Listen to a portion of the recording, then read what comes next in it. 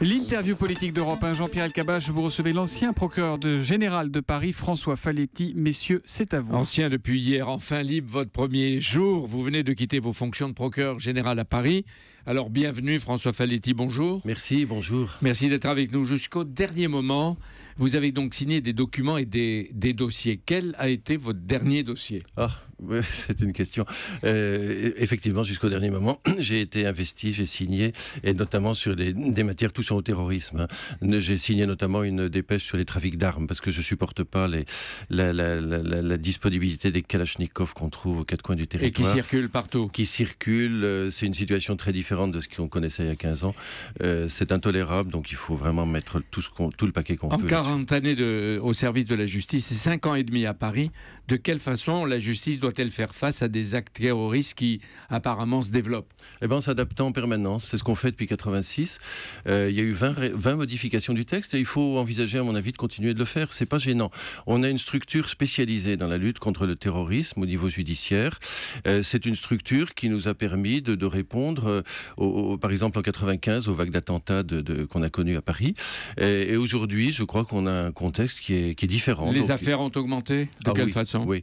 C'est-à-dire que là, on est sur ce qu'on dénomme les filières syriennes et irakiennes avec Daesh. En réalité, on était sur un nombre relativement restreint en 2012, 9.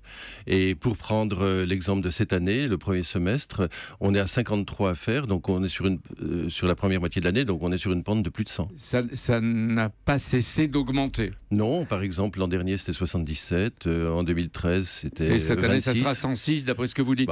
Mais est-ce que toutes les filières sont identifiées ? Parce qu'il y en a qui dorment. On en connaît beaucoup. Je rends hommage vraiment au travail des services de renseignement, d'ailleurs à mes collègues du parquet. Tout le monde est extrêmement investi. Il y a une bonne collaboration, excellente collaboration entre les services. Tout le monde est mobilisé. Vraiment. François Faletti, le phénomène, m'avez-vous dit, s'est aggravé et amplifié. Vous le montrez. Est-ce que vous craignez que plusieurs attentats aient lieu en même temps dans la même ville ? C'est une hypothèse. Dans la même ville ou dans des villes différentes. C'est une hypothèse. Au même moment. Au même moment. C'est une hypothèse qu'on ne peut pas du tout écarter. Ça correspond assez aux pratiques de ces gens-là. On a eu, rappelez-vous en janvier, ça a été la situation, mais à proximité dans l'Île-de-France, mais rien n'exclut qu'un jour vous ayez des attentats simultanés dans plusieurs villes différentes. Et dans toutes les régions, parce qu'il n'y en a pas qui sont épargnés, sauf peut-être la Bretagne, peut-être la Corse. Non, effectivement, vous avez des gens qui partent. La semaine dernière, on parlait d'une affaire odieuse, horrible, mais c'était le Jura, Vesoul, des endroits comme ça.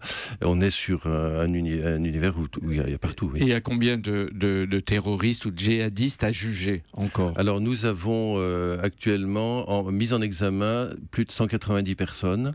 116 sont en détention, les autres largement sous contrôle judiciaire.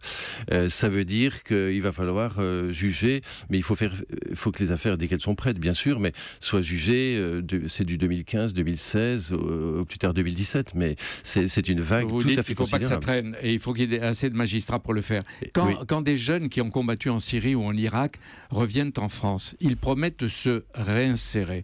À partir des écoutes, est-ce que vous les croyez ? On a parfois des surprises de décalage, effectivement, entre ce qui est dit lors de la garde à vue. Ils savent très bien qu'en revenant en France, ils vont être passés en garde à vue pour association de malfaiteurs terroristes, ils le savent. Donc, certains s'y préparent. Vous voulez dire qu'ils s'en fichent ? Ça dépend, je pense que c'est le problème de notre métier. On ne peut jamais globaliser généralement. Vous pouvez avoir des gens qui reviennent authentiquement écœurés de ce qu'ils ont vu là-bas. Ça veut dire qu'ils étaient extrêmement naïfs, parce qu'aujourd'hui, personne ne peut ignorer. Mais quand vous les écoutez, quelquefois, ils vous donnent l'impression qu'ils sont encore en mission. Certains dissimulent, oui. Oui. Et vous parlez un peu de la qualification de l'association de malfaiteurs terroristes. Il faudrait l'appeler de quelle façon, puisque ce sont des actes criminels. Alors c'est vrai que cette notion, on l'a créée dans les années 90, au moment où il y avait des attentats qui frappaient Paris, il y avait des groupes qui se préparaient à le faire, mais sur des actions relativement ponctuelles et liées à des enjeux qui étaient largement extérieurs, notamment le GIA en Algérie, etc. Aujourd'hui, le contexte est radicalement différent. On a une démarche beaucoup plus globale au Moyen-Orient et sur la Méditerranée. On a des gens qui mettent, en fait, quand ils vont là-bas, ils se mettent à disposition d'une structure qui commet quotidiennement des crimes contre l'humanité. Donc, pour vous, ce sont des crimes contre l'humanité. Il faudrait dire association de malfaiteurs criminels. Oui, je pense que dans un certain nombre de cas, nous avons les textes nous le permettent. Et qu'est-ce que ça changerait?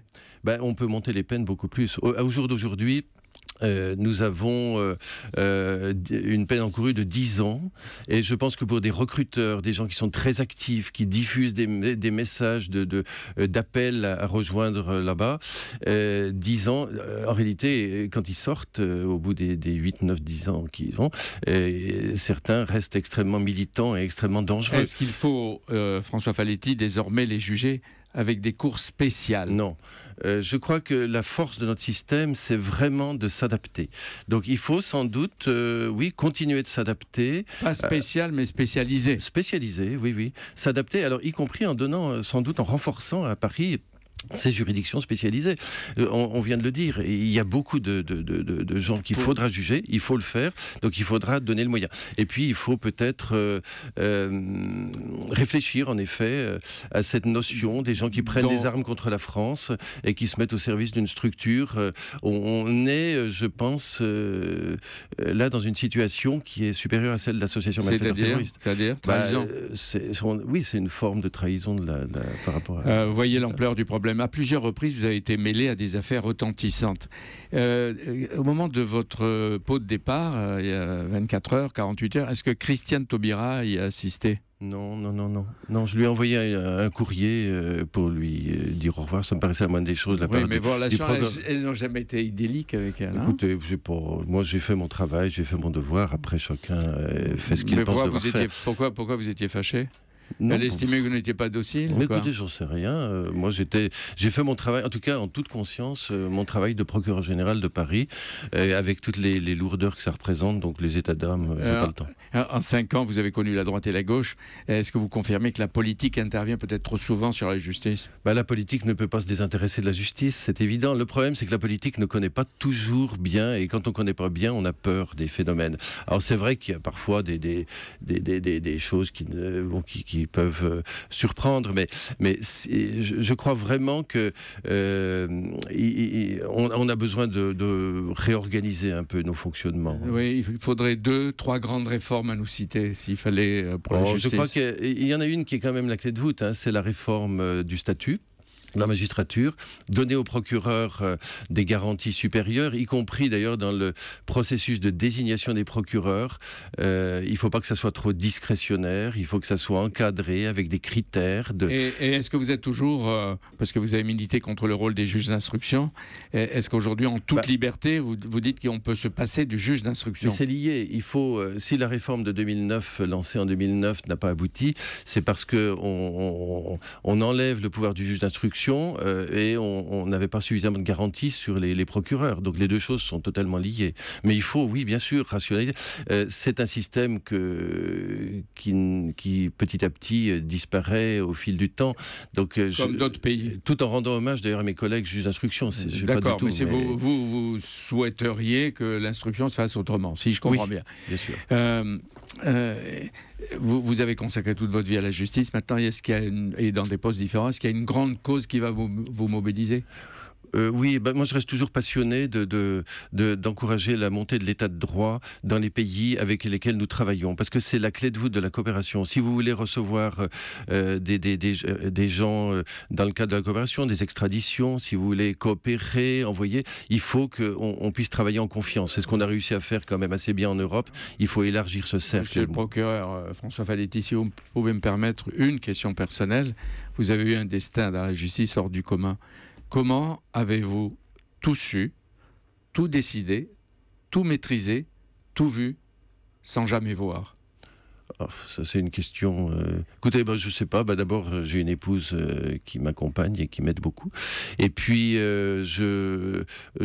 beaucoup de travail. Ça, il faut reconnaître que les 5 années et demie que j'ai passées ici sont des années qui comptent quadruple. Oui, qui donnent une sensibilité et une écoute peut-être encore plus aiguisée. Peut-être. En tout cas, j'en parle jamais, vous l'avez remarqué. Et bon, mais si vous m'en parlez aujourd'hui, ma foi, si ça peut donner confiance à des gens qui ont également des difficultés, c'est tant mieux. Merci de l'avoir dit. Merci, monsieur le procureur général. Bonne journée, bonnes vacances et je sais que vous resterez actif. Merci. Merci François Faletti d'être venu en direct sur Europe 1 ce matin. Merci Jean-Pierre. On vous retrouve demain matin à 8h20.